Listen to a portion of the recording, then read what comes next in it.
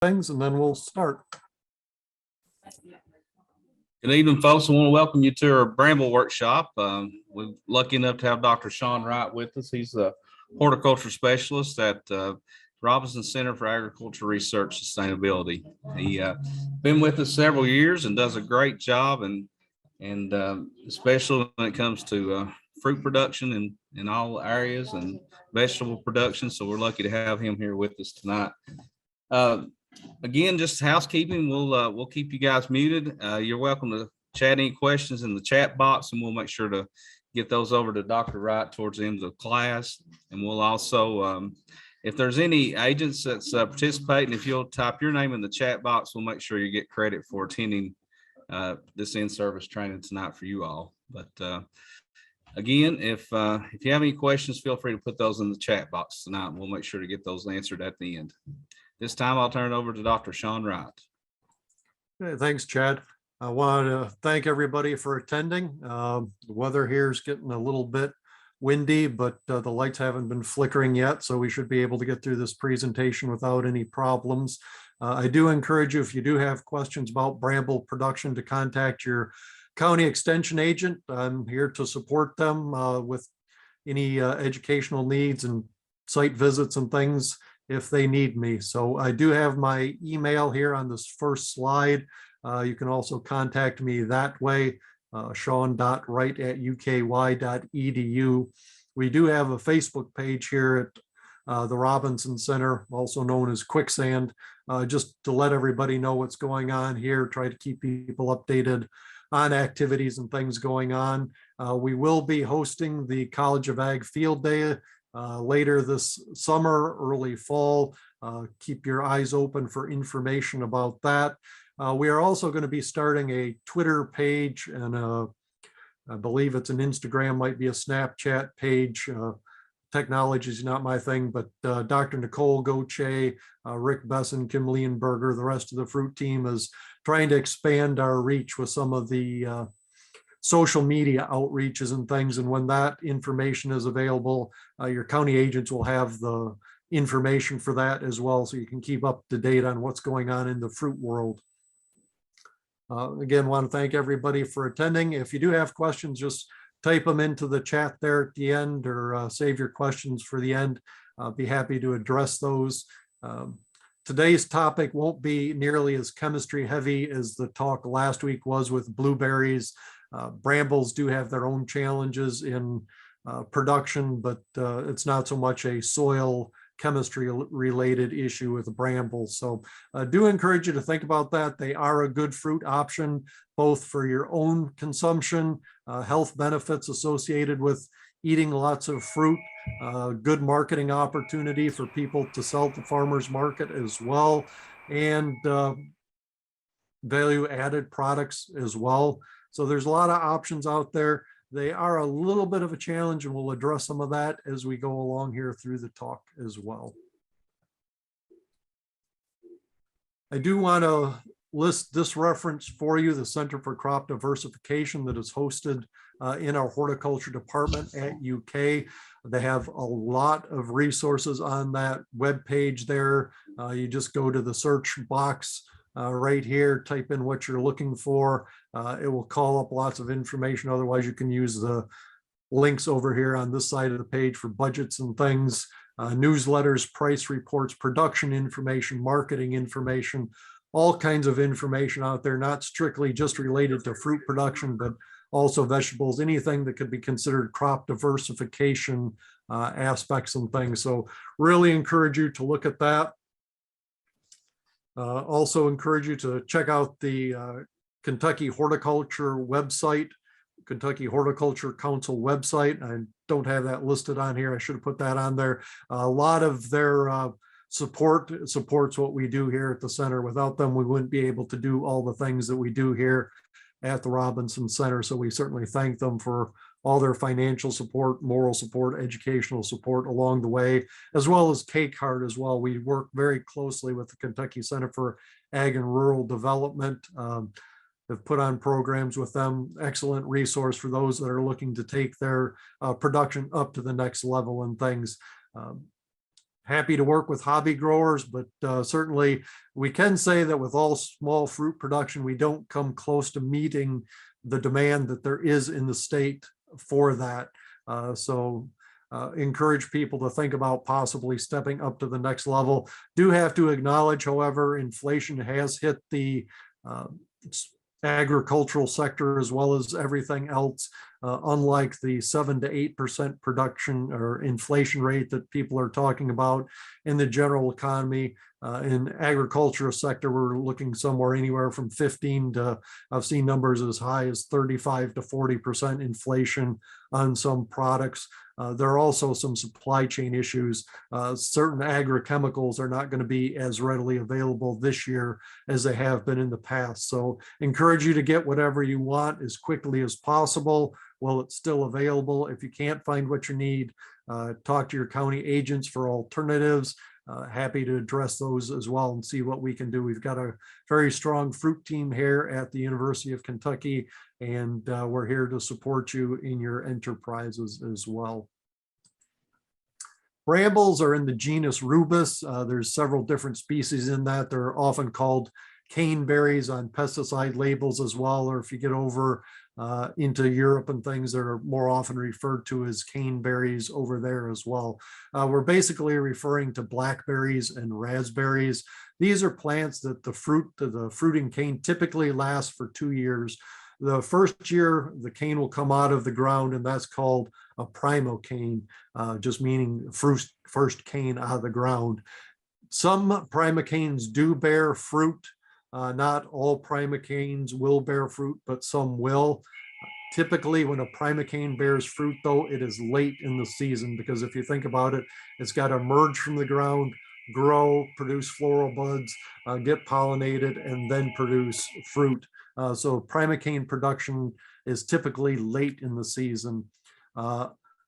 Most brambles we prefer to think of as floricane producers. So the primocane comes out of the ground the first year, it will grow vegetatively, and then winter comes along, that primocane goes dormant. The cold weather and changing daylight triggers the formation of floral buds, which transitions that primocane to a floricane the second spring. And the second spring will also have new primocanes coming out of the ground. So you'll have primocanes and floricanes growing at the same time in a typical bramble production system. The floricanes will produce earlier than the primocane. So we just need to keep that in mind. And after the floricane produces fruit, it naturally senesces and dies and will be cut out. They don't produce fruit on the 3 or 4 year old wood like some of our other fruit crops do, like blueberries or things like gooseberries, currants, things like that. So after the second year, those canes die. After they produce fruit, they will die, and then you can cut them out and make room for the new primocanes and floricanes that are coming along. Differences between raspberries and blackberries. You see some red raspberries in that top picture up there. You see it's a hollow berry there. That's because the receptacle, which on the middle picture of the black raspberries, there's 3 different black raspberries in various stages of development. An unripe berry on the bottom. At 3 o'clock, you have one that's almost ripe. At 12 o'clock, it is ripe. And at 9 o'clock, you would have one that was already ripe and had been picked. And you can see that receptacle is retained on the floral shoot there. And that's why raspberries, red raspberries, black raspberries, are hollow berries. They don't have the receptacle inside the fruit aggregate that supports it. So they're very tender. They're typically sold in half pints because there's nothing supporting that, and the weight of the berries themselves will crush that fruit. So raspberries are sold in half pints. Blackberries in the bottom picture there, the receptacle, when you pick a ripe blackberry, the receptacle comes along with it and it isn't retained on the floral cluster. So with blackberries, you have that inside receptacle that supports the fruit, and that's why blackberries are typically sold in quarts. There are red raspberries that we've talked about. There's early season red raspberries that are floricane producers or summer bearing red raspberries. There's also black raspberries, which are produced early in the season as well. Though they do produce on floricanes, it's still early in the season. I should go back. There are also red raspberries that produce on primocanes. Those are often referred to as ever-bearing red raspberries. They will produce typically on the primocanes late in the fall. You could allow those to overwinter and get some small productions on the floricane as well. But those were developed to simplify the pruning process. You could just come along and mow them off, get a decent crop off the primocanes, and not have the pruning that's involved with your other brambles. That's one of the advantages to primocane production, is you can just mow off all those canes after they've produced, allow them to produce another set of canes the following year, and just keep mowing them off, so you don't have that primocanes and floricanes growing at the same time that you have to separate out and prune out separately and things. But as I said, the primocane production, the ever-bearing red raspberries, primocane-bearing red raspberries that are produced late in the year are not typically what we recommend here in Kentucky. Yellow and purple raspberries are also available. They also fruit late in the season and typically aren't recommended in Kentucky. If you like a challenge, you could certainly try and grow them. We'll talk about more of the specific challenges with late season production as we go along. And blackberries, there's a nice range of blackberry varieties out there. Some primocane bearing, some floricane bearing as well. Some early season, typically our blackberry season tends to be later in the year than our floricane red raspberries or our black raspberry season. There's some new varieties out there that I haven't grown of blackberries specifically. I think they've got some promise. I'm hesitant to recommend them just as a general production opportunity for people until I grow them myself, but they're primarily from Dr. John Clark, legend in the fruit breeding industry from the University of Arkansas. He talked at our Fruit and Vegetable Growers Congress in January in Bowling Green. And he speaks very highly of them. So I do think that they would probably work, but I'd like to grow them myself before I make a blanket endorsement of them. With small fruit production, all fruit production in general, you're looking for a site that has full sun. Some fruit is more sensitive to late afternoon temperatures. And so if it can survive in partial shade, or if you have to give a small fruit crop some shade, afternoon shade is better than morning shade, because it's typically hotter later in the afternoon, and that allows the fruit to stay cooler as well. Avoid frost pockets, and that's something that I looked at specifically this morning just because it's always an issue. Our Kentucky Mesonet station here in Quicksand is basically just across Highway 15 from me, and one of our bottoms over there on Highway 30 East, where we do some of our research, same elevation that I'm at. The National Weather Service in Jackson is just over 4 miles as the crow flies from that Mesonet station, a little bit further east, but it's about 700 feet higher in elevation. And I checked, and this morning there was 18 degrees difference in the low minimum temperature between the weather station at the top of the ridge versus the Mesonet station that's at the same elevation that we are. So you need to keep in mind your local conditions, because if I had gone simply by the recommendations for the National Weather Service for what our low temperatures would have been, we could have planted some tomatoes in our high tunnel last week, thinking that we wouldn't have had to worry about any cold temperature damage. And yet our temperatures locally here at this elevation were cold enough that we would have had damage on our tomato plant. So get to know your site and know that cold air is heavier than warm air. And so it will settle in these low-lying areas. That's why also here in Eastern Kentucky, traditionally you saw all the orchards on the ridgetop, because that warm air would rise in the springtime and you would avoid those late season frosts that can damage your tree fruit and things. So just keep that in mind. If you are along the river or something, or a large pond, access to water, that stream and that will also help to moderate the temperatures somewhat. but we have the North Fork of the Kentucky River adjacent to where our high tunnels were, and it was still significantly colder here than it was on the ridge tops. With brambles, we also have to be aware that there's wild brambles growing in the environment. So you want to try to eliminate wild brambles as much as possible within a reasonable distance. People say, what's a reasonable distance? 100 feet, 200 feet, 300 feet. You don't need to go a half a mile, but certainly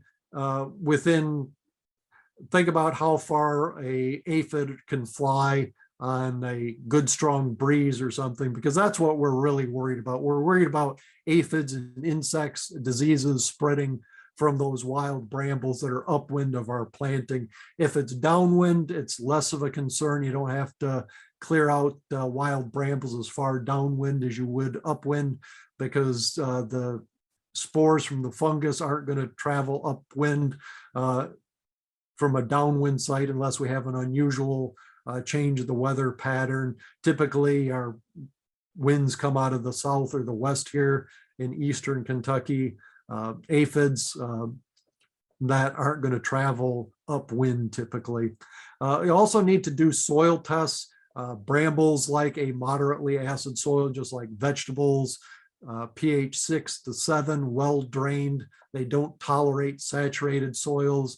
We can get a lot of root rots in brambles. So if you can put up a slightly elevated raised bed 3 to 4 inches that helps to drain, keeps those soils from being waterlogged, that's certainly beneficial.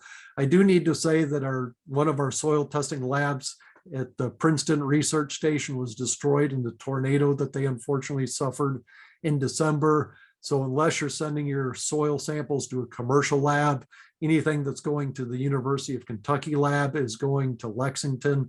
They're doing a great job turning soil samples around, but there's just one lab now handling all the soil samples for all 120 counties, unless you're sending it out to a commercial lab. So you need to get that in. I will say, however, that it isn't all gloom and doom, because the reality is many of our small fruit crops are in limited supply with COVID and that. A lot of people started gardening and planting fruit crops, vegetable crops.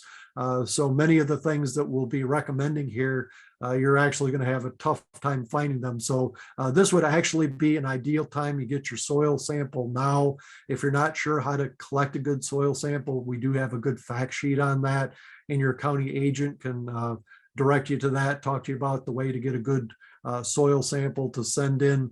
You'll get that back from them, and it'll give you this year to get your soil adjusted properly in terms of pH and nutrients, organic matter, weed control, and things like that. Get your orders in for next year, and then you'll be ready to plant next year. So now is a great time to be thinking about planting for next year. If you do have plants that are coming, make sure that you've got your soil test done. Otherwise, I would strongly encourage you to just pot them up ahead of time before you get your soil samples. Once you get that, adjust your soils, because with any of our perennial crops, you really have one chance to do deep incorporation, deep tillage, get things really under control. It's not like an annual crop where we can till every year to incorporate lime and fertilizers and things. Think about your production method, whether you're going to be producing organically, conventionally, or a hybrid of both. Do what you're comfortable with. I will say that this is Kentucky. We're hot and humid. We do need 3 things in order to have disease presence in a planting. You need to have a susceptible plant, which would be your bramble in this case. And there are wild brambles around, so we have the host. You need to have the pathological organism, whether it's a fungus or a bacteria. So you have 2 corners of your triangle already. And then for your 3rd corner, all you need are suitable environmental conditions, which in many cases are high humidity. And this is Kentucky, and we have it, whether it's cool and moist or warm and moist. It tends to be very moist in Kentucky. So organic production tends to be more of a challenge than it does in the rain shadows in the Pacific Northwest or in the Central Valley in California, which is why we don't see a lot of organic production done typically in the Midwest or the East, just because our growers that choose to use organic production methods typically have to apply a lot more fungicides than you would if you were in a dry climate. So happy to help you if you do choose to go organically. Just know that you're going to have to be fighting diseases, and some of your options are going to be a little bit more limited. Winter injury is something that we do see somewhat frequently in Kentucky. We're in that transition zone. We're not really a Midwestern state. We're not a Mid-Atlantic state. We're not a Great Lakes state. We're certainly not a Northeast state. We're not really a Southern state. We're just Kentucky. We're a little bit of everything, and we're in that transition zone, which is great for a lot of cases. You can have a fescue lawn, or you can have a Bermuda grass lawn. We can grow warm season crops. We can grow cool season crops. Gives us a lot of opportunities, but unfortunately, we can get these fluctuating temperatures in the winter. It's not like up in New York State, Minnesota, Michigan, where they have snow cover all winter, and that insulates the plants, prevents heaving out of the ground, and protects the plants from unusual cold temperatures. Here we can get warm spells in January and February, and what will happen is if the plants have had enough chilling temperature, they can begin growing again as long as it stays warm long enough for some free moisture in the soil. The sap will rise up in the cane, and then if we get a sudden cold snap, that sap will freeze in the cane. And as liquids freeze, they expand, they'll rupture the water transporting vessels in that cane. And you won't know that they've been damaged until the following year. That cane will look perfectly healthy. It's not completely destroyed, so enough moisture can get up that cane to cause the buds to break. But once you get a fruit load on that cane, can't get enough water up those damaged xylem vessels, and then the whole cane just collapses. And that's how you see this winter injury here on the flora canes. Both blackberries and raspberries are susceptible to that. And that's just because we get those fluctuating temperatures. So just be aware of that. In a typical winter, if we don't have fluctuating temperatures, if we don't have an unusual warm spell, if we just get cold and stay cold with a nice gradual warm up, you're not going to have that winter injury. It's in the years when you have fluctuating temperatures. And what happens is the primocanes that come out of the ground will be fine because they were protected underground. It's just the floricanes are damaged, and you lose that fruit production that year. It's not always apparent. Vascular tissue is damaged. Here in that lower picture, you can see sometimes with that fluctuating temperature, there's actually a primary bud. It's been cut open. You can see that fluctuating temperature killed that primary bud. You have a dead portion in it, but the secondary bud was not killed by that. So you'll get some leafing out and things. You can also get some cane damage. But what will happen, you'll actually take a razor blade and just peel that back, or a knife, and you can see brown staining underneath the epidermal layer on the cane. One way to see what's going on with that, just delay pruning it as long as possible, because anything you do to stimulate that growth of the canes is going to get that cane growing as quickly as possible. So typically your brambles, you're going to wait on your pruning.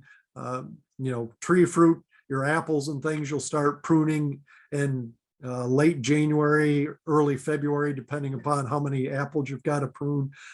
Think about pruning brambles more like you would peaches. Hold off on those later in the season as long as possible. Insects are one of the biggest challenges with bramble production, and there's one specifically that I'm going to come to after these, but thought I would mention these first. Sap beetles and yellow jackets, they're really only a problem if you don't get your ripe fruit picked. They'll come in and feed on the overripe fruit because they like all those sugars and things. So if you keep your planting cleaned out properly with the ripe fruit, I mean, there's no point in leaving ripe fruit hanging there if you can eat it. So pick it, and sap beetles and yellow jackets typically won't be a problem. Japanese beetles can be a serious sporadic pest. They do love feeding on these plants on brambles, just like roses, and they love feeding on my hops, other things as well. There are people who say they don't have problems with Japanese beetles. I do have a serious problem with them here in quicksand, however.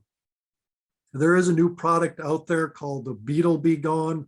It is a BT product. It is effective on adult Japanese beetles. It's somewhat expensive, but for those who want to use a softer chemical like that on your Japanese beetle adults, that is available. Similar to the milky spore that used to spread on the ground, and that was a product that actually killed the grubs and things, but this is a BT product that the adult Japanese beetles feed on and destroys their gut. Cane borers may be a problem. You're never really going to totally eliminate cane borers.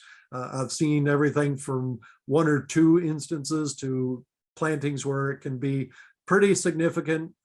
We do have some conventional chemicals that can be used. We do have a fruit production guide that if you're looking at commercial production, you can get that from your county agent. I encourage you to think about picking that up. We also have some backyard fruit production guides that are listed there on the production guide on the crop diversification website. So check those out, but cane borers, you're never going to totally get rid of them.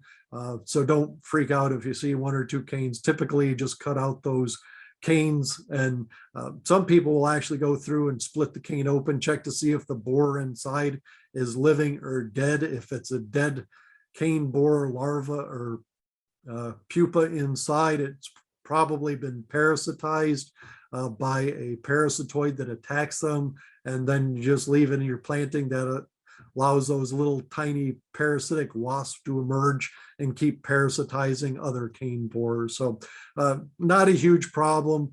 Typically Japanese beetles are more of a problem for me. Mites may be a problem, but they're typically only a problem in hot, dry years. If it's not real hot, or if you're getting consistent rains off and on, that'll knock the mites off of your bramble planting, and they typically don't develop except in hot, dry years to be a serious problem. This is the big problem with bramble production. This is a spotted winged Drosophila. It's an imported fruit fly.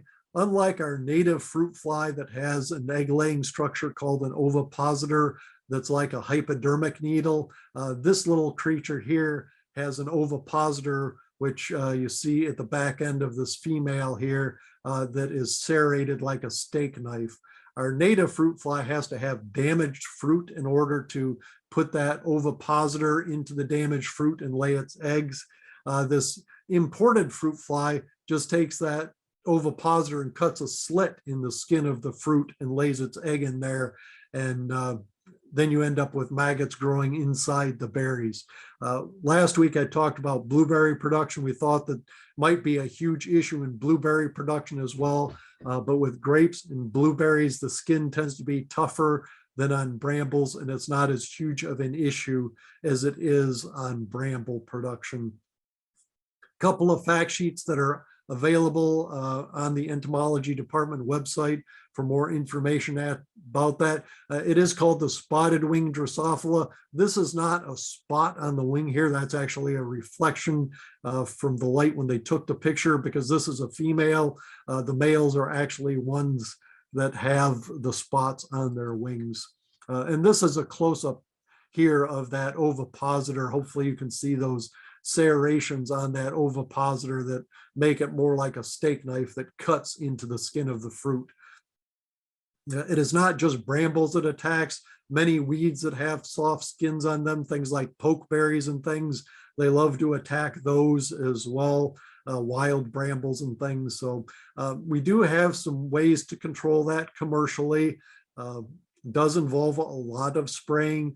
There is also a cultural control method for that. It's pretty expensive. It involves the use of netting. For a homeowner, I wouldn't say that it would be economically viable production system. Commercially may or may not be. If a group of master gardeners got together and purchased a large roll of this, they could look at then cutting up that roll into smaller segments, more for a homeowner size group or something like that. But it is pretty expensive. Our entomology group has been doing some research on that. May be a viable option, but again, there's supply chain issues with the availability of that netting as well. So just know that it is out there. I can talk to you a little bit more about that if you're interested. Encourage you to talk to our entomology group, talk to your county agents as well. But you don't have to spray, because I'm going to talk about ways that you can grow brambles still and avoid this pest. This pest does overwinter as an adult. But the populations will crash through the fall and the winter, and they don't typically build up to seriously economically damaging levels, at least here in quicksand, until the first week in July or so. So anything produced prior to the first week in July, I can typically get by without having to worry about having too many maggots in the berry. Anything beyond the first week in July, I'm going to have to think about spraying if I want to produce brambles beyond that point. If you're further west in the state where it warms up a little bit quicker than us, your window for producing is going to be a little bit shoved more into June. But just the way to determine what's going to work for you really is just to try a small planting and go from there. You can actually put out monitoring traps. Dr. Rick Besson, our state entomologist, has guidelines for that. So we can certainly monitor for the pest to see when those levels get high enough to be a problem. Diseases can also be a problem with raspberries and blackberries. Cane blights can be a problem. Crown gulls are a bacterial infestation that blackberries get sometime. The way to deal with that is simply dig out the infected canes, sterilize your shovel and things, go from there. Rust can be a problem. Fruit rots are always a problem whenever you have damp, humid conditions and soft fruit. Root rots are a problem if you don't allow your soils to have adequate drainage. And there's some viral issues as well that are spread by aphids or pollen transmitted virus diseases as well. We do have fungicides that can control this if you're interested in spraying them. Some people aren't interested in doing that. The one spray that I would say, if you're only going to put on one fungicide spray and do nothing else, my recommendation would be a lime sulfur spray, which goes on when the plants are still dormant. It actually is a very effective fungicide and controls many of the cane blight diseases and things as well. So it's good, very caustic, smells bad, but it's very effective as well. If you only wanted to do one fungicide application, that would be the one I would recommend. I have given you a website up here for a PDF that talks about growing raspberries and blackberries in general, and more information on these diseases, insects, varieties, and everything else you can find on that website, on that publication right there. Want to talk a little bit just about planting. Had grower that struggled with this a little bit, wasn't exactly sure what they were doing. Typically, you'll be buying dormant plants because those are the most readily available right now. Comes in, looks like a dead stick. And you will cut off most of that dead stick right there. That forces the buds at the crown to germinate. And then you'll have new primocanes coming up from that crown. Just leave one or two buds on that. If you do purchase live plants, they're typically tissue cultured or rooted cuttings. Don't cut back anything on that. Just plant them in the ground and allow them to grow. I will stress the importance of buying from a reputable nursery. If you go up and dig up plants from the wild, you're just going to be bringing in disease problems into your planting that are present in the wild naturally. A bramble planting can last anywhere from 4 years, 3 to 4 years, 3 minimum if everything goes wrong for you. Typically by year 10 to 12, it's getting to be time to think about replanting depending upon what you're growing. Blackberry plantings tend to last longer than raspberry plantings. Now let's talk a little bit about the specific types of brambles. Black raspberries are something that I strongly recommend. They do have a June harvest season. Planting will typically last 7 to 14 years. You sell them in half pints. They're relatively insect free because the production is going to be done before spotted wing Drosophila typically becomes an issue. There's 3 main varieties out there commercially that are available: Bristol, Jewel, and Mac Black. Bristol is the earliest of those. Berries are about a third the size or half the size of Jewel. Mac Black is later in the season. Jewel is mid-season. Jewel produces a larger berry than Bristol or Mac Black. With Mac Black, you have concerns about spotted wing Drosophila. With Bristol, you also have concerns about a late frost getting it. In my mind, all black raspberries taste the same. So you might as well go with Jewel, which you have less concern with a late frost. You have less concern with spotted wing Drosophila, and you have a bigger berry.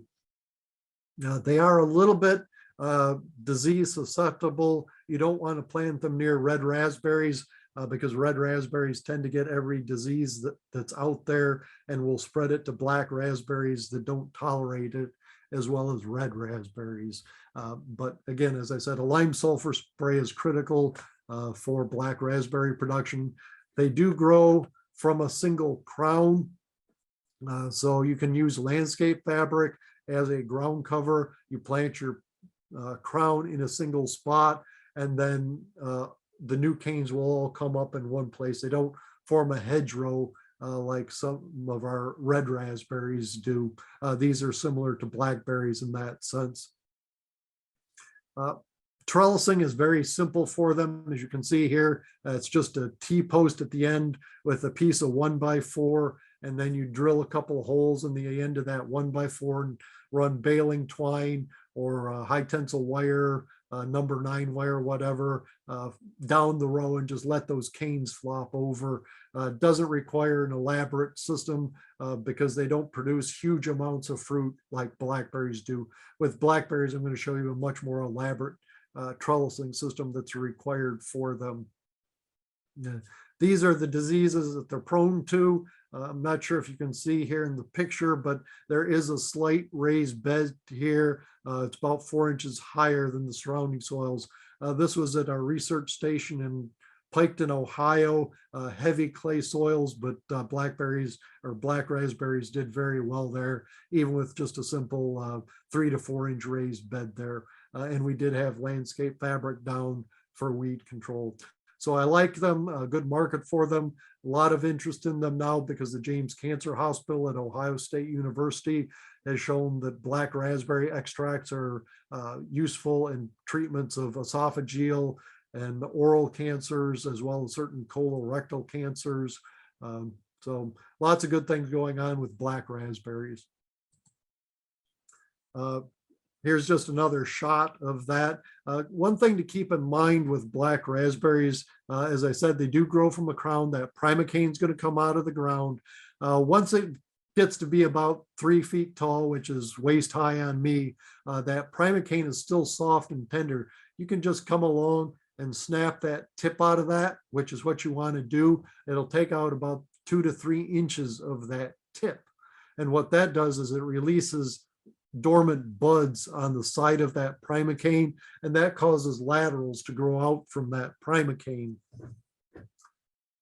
That's, you let those grow all season long. They'll get 6, 8, 12 feet long. Just let them grow. That's what you want.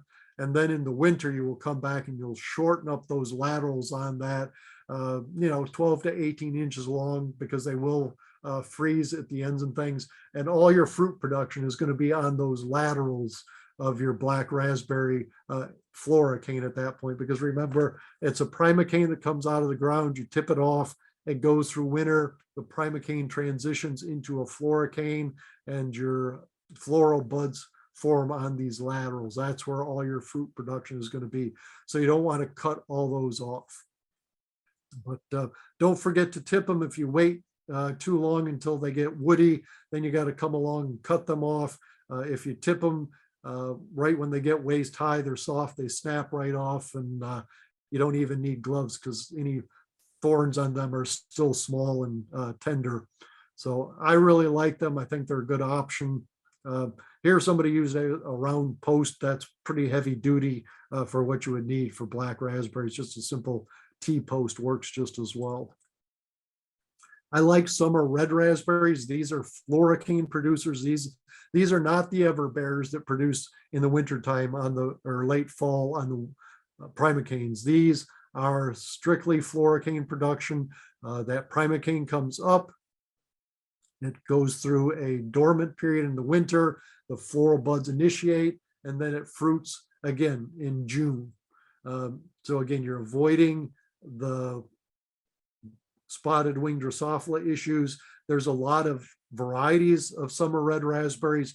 Some actually produce into July and things. Those aren't the ones you want. You want the very earliest of the summer red raspberries.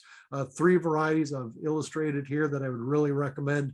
Prelude, which is an easy one to remember because it's the beginning of the season. Boyne and Killarney. I think you're safe with all of those in avoiding the spotted wing Drosophila. Any of your other summer red raspberries that you might see on a website that come on later might or might not be okay. I can't recommend them one way or another. Again, sold in half pints. Couple of things different about these than black raspberries. These will form a hedgerow. These you do not use landscape fabric on because you have multiple primocanes that come up down a thick hedgerow, and I'll talk about pruning those in a minute. Also, these do not form laterals, so you don't tip the primocanes on these. Just let the primocanes grow up, and then you'll get the fruit production all up and down that floricane. What is the primocane transitions into floricane, and then you get it just on that stick right there, basically is the way to think of it. This is what it looks like. You plant your plants every 2 feet or so when you get them, and then it will form suckers down the row and send up a bunch of primocanes. So what you want to do is you want to keep that fairly narrow, anywhere from 18 to 24 inches wide, shoulder width or so, because that allows good airflow. These are pretty prone to getting diseases. It doesn't kill them, but they're pretty prone to getting them, and they can spread them to other brambles. If you keep that planting fairly narrow, you get good airflow, which helps to dry it out, and you have less diseases developing as well.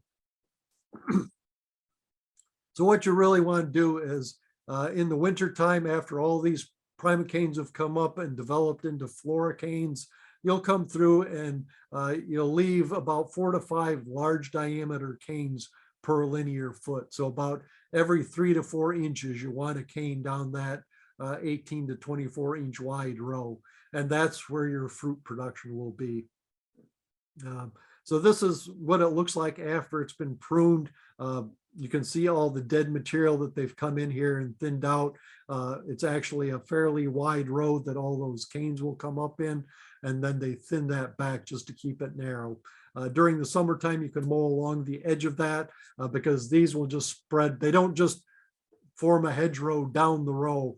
These will grow in all directions, and they will actually spread into your row middles if you don't keep it mowed in there. So just kind of keep that in mind as well. Cut them back to 4 to 5 feet tall in the winter, cut off any winter damage tips as well.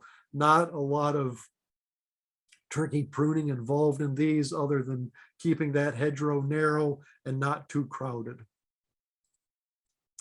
And lastly, blackberries are sold in quarts. Your earliest varieties are okay. And I want to say that you're going to be okay. There are some primocane bearing blackberry varieties out there that Dr. Clark developed. They're typically sold as the Prime Arc series. Prime Arc Freedom is probably the most common one out there right now. The thing to keep in mind, I said earlier, you're not interested in primocane production, but you could theoretically allow these primocane bearing blackberries, Prime Arc Freedom, to grow, produce the primocane, and the primocane is going to fruit, and you're going to have a lot of fruit that has maggots in it unless you spray for them. Don't worry about that fruit. Just clean it out if you want to pick it or let the birds have it, whatever. But then leave those primocane stems there and allow them to transition into floricanes. And then once that's done, then you actually harvest the floricanes off them, because that floricane crop will come on early the following year. As I said, I haven't grown Prime Arc Freedom here, so I'm not exactly sure when it's going to produce its floricane crop here in Kentucky. Possibly you could try that out, see what works for you. A couple of floricane producing blackberries that I do recommend that are early. Another advantage of them also is they're thornless. Natchez is a good one that's out there. It's our earliest ripening blackberry. Washita is also fairly early. Natchez is semi-erect, so it requires a little bit more of a trellis system than Washita does. Washita, you don't have to have a real sturdy trellis system on it, but it would certainly be helpful if you did put up a trellis system. There's some other ones out there that we're looking at for commercial production. We think they're going to be pretty good. Dr. Clark seems to think they're pretty good. I'm just hesitant to just announce them since we're recording this and recommend doing it until I've grown them myself or until we've had a little bit more production on them. But just be aware that there are things out there that we're looking at. Natchez, Washita, we're pretty comfortable with that. Chester, thornless is pretty comfortable with that one. Triple Crown as well. If you were going to produce a primocane fruiting blackberry, this would be just like an ever-bearing red raspberry. You just let the primocane crop produce. You would have to spray to control spotted wing Drosophila, but you could do that, and then you just simply mow it off at the ground every year. So it's very easy to do that. But the spotted wing Drosophila changed the economics of bramble production in Kentucky, unfortunately. If you're going to produce erect or semi-erect thornless blackberries like Natchez and Washita, one thing to keep in mind when you first plant them, at first ground, even though Washita is an erect variety, Natchez is semi-erect, that first year, and black raspberries do this as well. That first year, the canes just grow over the ground. You haven't done anything wrong. That's just their natural habit that first year of planting. After that, they shape up and all the primocanes grow upright like they're supposed to. So in the spring of the second year, those primocanes are going to be trailing. It's good to prune them up a little bit so that you can harvest the floricane crop. But any new primocanes that come up, typically I like to tip them off about shoulder height, just so they don't get too tall. Remove any low growing canes, remove any low growing laterals. Again, by tipping them at shoulder height, that causes those lateral buds to grow out like we see in this illustration right here. And again, like with the black raspberry, that's where most of your fruit production is going to be, on those laterals as well. And you really don't want more than 4 to 6 canes per crown.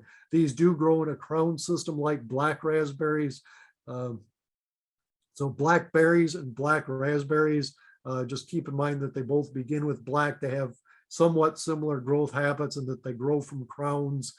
And you do want to tip them, unlike red raspberries, which form a hedgerow and don't grow from a crown system. Traditionally, most growers will use a 2-wire trellis system.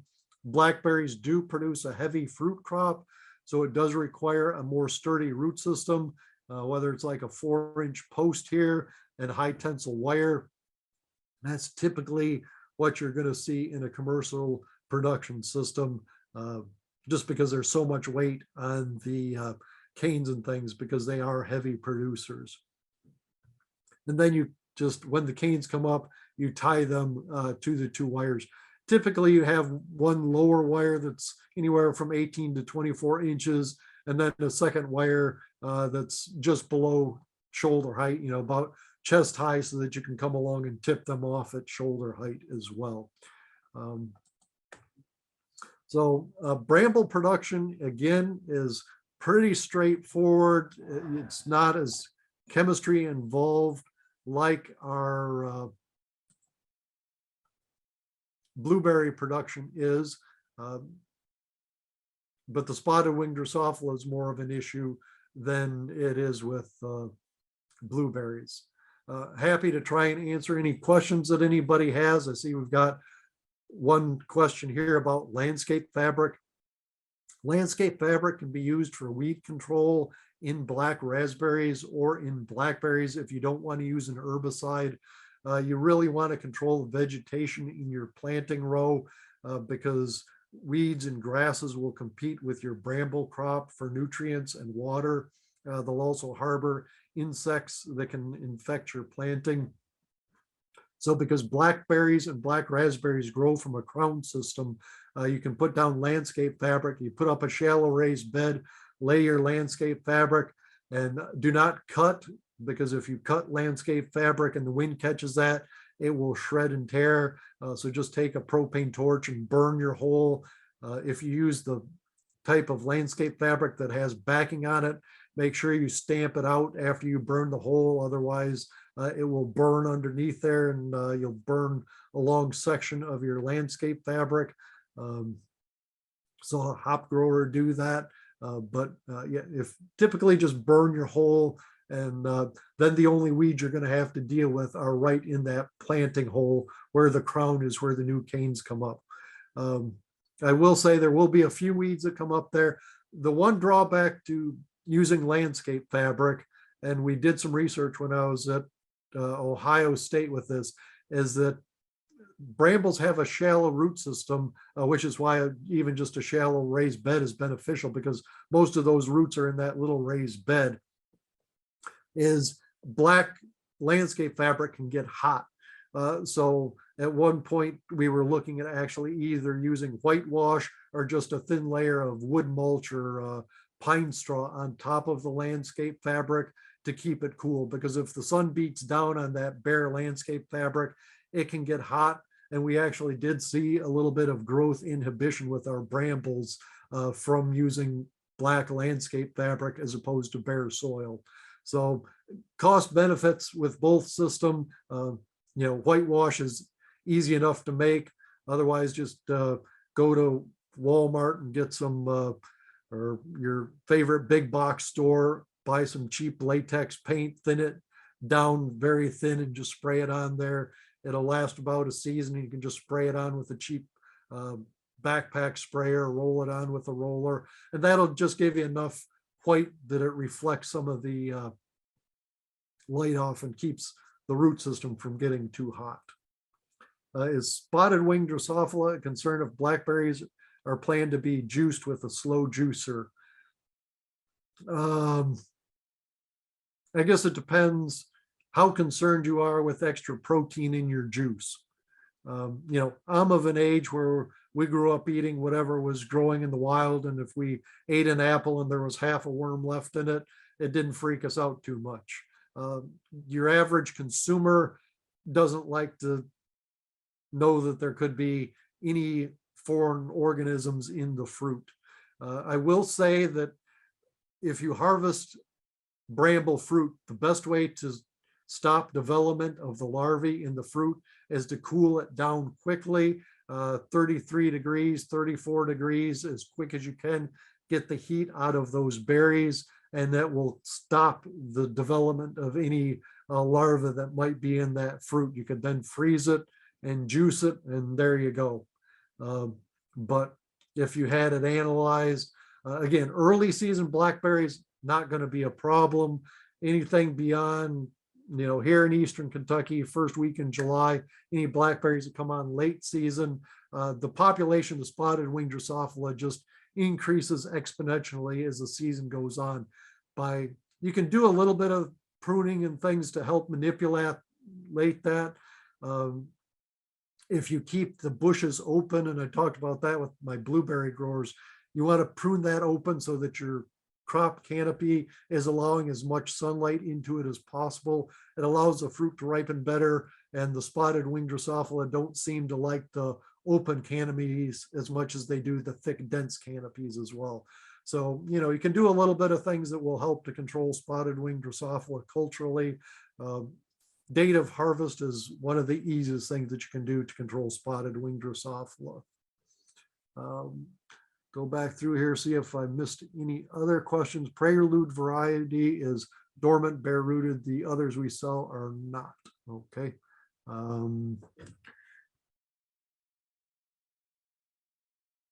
And I think that was all the questions. If any other questions, if you want to unmute or type them in the chat there, happy to try and answer them. Otherwise, if you think of something later on, as you've seen this, as I said, a PDF is available. If you contact Chad, he can send that to you. He'll give you his contact information. A recording is available. He'll let you know where that's going to be posted as well. But happy to help you out. Your county agents know what they're doing. I'm here to support them as well if you stump them with a question that they can't answer as well. So thanks, everybody, and happy fruit growing. Dr. Wright, we had one question here in Knott County. Sure. Typically, where is the best place to purchase plants from? There's a number of different nurseries that are out there. I hesitate to recommend one over another. I don't want to discriminate against somebody and forget somebody that produces good quality plants.